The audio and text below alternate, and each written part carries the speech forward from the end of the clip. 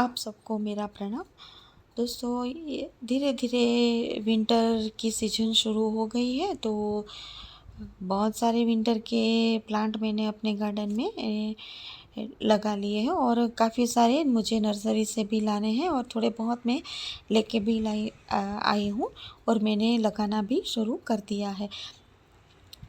ये मेरे फ्रंट का गार्डन है और ये जो ऊपर टब रखे हैं उसमें मैंने विंटर के फ्लावर प्लांट लगाए हैं और बाहर की साइड से इसी तरह मैंने बहुत सारे फोलिएज वाले और इंडोर प्लांट और कुछ फ्लावर वाले प्लांट भी लगाए हैं।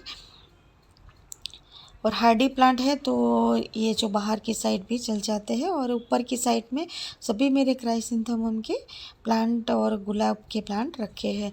और यहाँ नीचे वॉल की साइड मैंने इंडोर प्लांट रखे हैं क्योंकि यहाँ पे अच्छी से छाया भी रहती है, थोड़ी सी धूप भी मिलती है प्लांट को और छाया भी रहती है। जो मुझे गार्डन में जो भी प्लांट है वो अच्छी तरह अरेंज करना बहुत अच्छा लगता है, तो मैं उसकी चेंजेस उसमें करती रहती हूँ और ज़्यादा सुंदर लगे इसी तरह मैं सजावट करती रहती हूँ। यहाँ पे ये बुद्धा कॉर्नर बनाया है और नीचे की साइड में मैंने मिनी क्राइसेंथेमम के जो प्लांट रहते हैं वो मैंने रखे हैं और बहुत सारे फ्लावरिंग खिले हैं। ये जाफराबादी गेंदा है और ऊपर ये जो एरिंथमम का नया प्लांट मैं नर्सरी से लाई हूँ और ये पॉइंसेटिया का ये भी मैं नर्सरी से ही लेके आई हूँ। दोस्तों, यहाँ पे मैंने ये जो प्लांट लगाए हैं वो डॉग फ्लावर है, उसका भी 5 अलग अलग कलर के प्लांट है मेरे पास। और ये जो फ्लावर वाले बल्ब वो भी स्प्राउट हो गए हैं, तो उसको भी मुझे रिपोर्टिंग करना है, तो यहाँ पे करूँगी। और धीरे धीरे सब करती जा रही हूँ। नीचे डायंथस के प्लांट मैंने लगाए हैं और ऊपर की साइड में कॉक्सकॉम के और अंदर की साइड में विनका के जार में मैं लगाने वाली हूँ, तो अभी तो ऐसा ही रख दिया है। और पीछे की साइड में मैंने बहुत सारे कोलियस के प्लांट लगाए हैं और ये मेरे मिनी डहेलिया का प्लांट है जो अलग अलग कलर के हैं। और यहाँ पे कृष्णा कॉर्नर वाली साइड को मैंने इसी तरह अरेंज किया है।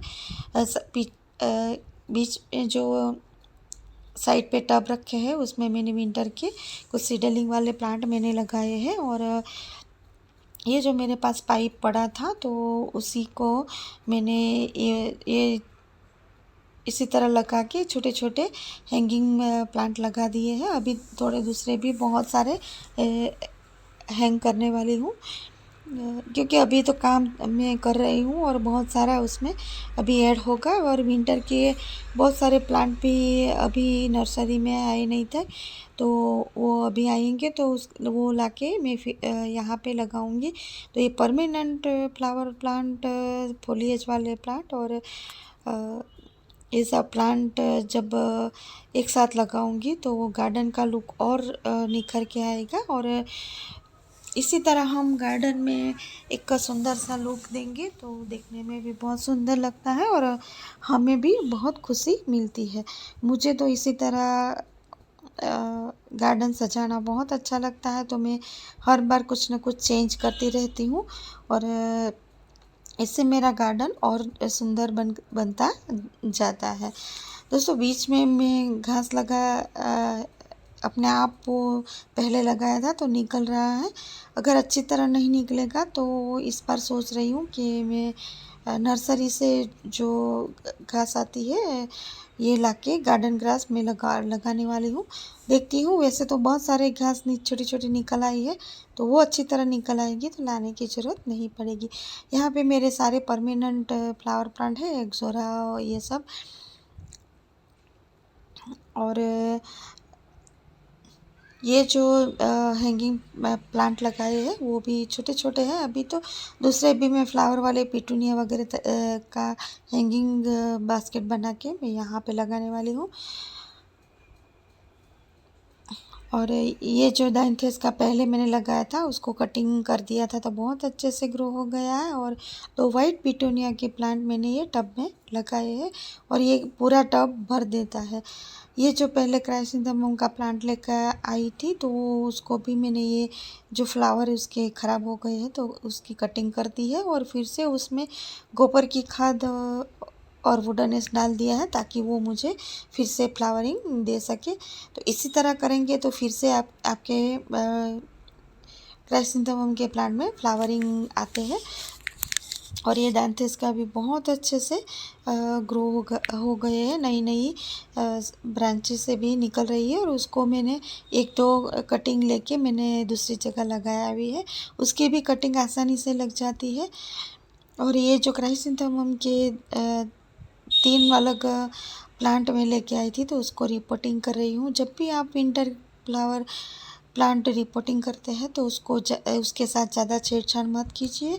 उसको आप ऐसे ही जो भी पॉलीथीन हो या तो गमला हो तो उसमें ऐसे मिट्टी के साथ निकाल के इसी के साथ लगाइएगा, क्योंकि ये बहुत नाजुक पौधे होते हैं। और ये तो क्राइसेंथेमम तो थोड़ा बहुत भी हार्डी होता है, लेकिन दूसरे जो प्लांट रहते हैं तो बहुत नाजुक होते हैं उसकी रूट। तो मिट्टी के साथ ही आप लगाइएगा और अच्छे से खाद पहले से ही मैन्यूअल डाल दीजिएगा ताकि वो अच्छे से फ्लावरिंग कर सके और बार बार आपको फ्लावर देने की ज़रूरत नहीं पड़े। तो मैं तो इसी तरह अपने विंटर के फ्लावर प्लांट लगाती हूँ। तो ये मैंने रख दिया है, ऊपर गोबर की खाद और वुडन नेस्ट डाल के ऊपर से फिर से मिट्टी डाल दी है और बाद में पानी दे दिया है।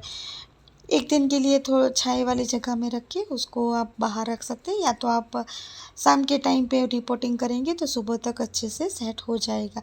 अभी इतनी धूप नहीं है तो आप सीधा दूसरे दिन धूप में रखोगे तो भी ज़्यादा दिक्कत नहीं होगी। लेकिन आप एक दिन छाया में रखेंगे तो वो अच्छे से लग जाएगा और ज़्यादा उसको दिक्कत नहीं आएगी।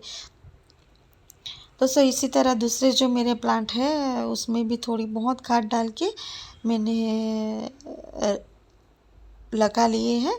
और अभी विंटर में तो आपको अब रोज़ पानी देने की ज़रूरत नहीं पड़ेगी, लेकिन जो छोटे गमले हैं उसके गमले के हिसाब से आपको पानी देने की ज़रूरत पड़ी तो आप चेक करके दे दीजिएगा, नहीं तो ये सूख जाएगा तो भी दिक्कत हो जाएगी।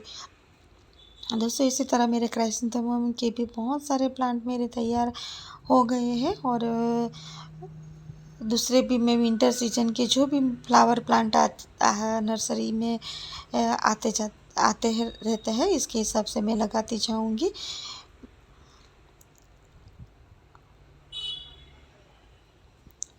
जो विंटर के प्लांट आप लगाते हैं तो आप उसमें गोबर की खाद डालिएगा और बाद में जब फ्लावरिंग आना शुरू हो जाए तो आप सरसों खली का खाद डालेंगे तो बहुत अच्छा रिजल्ट देता है।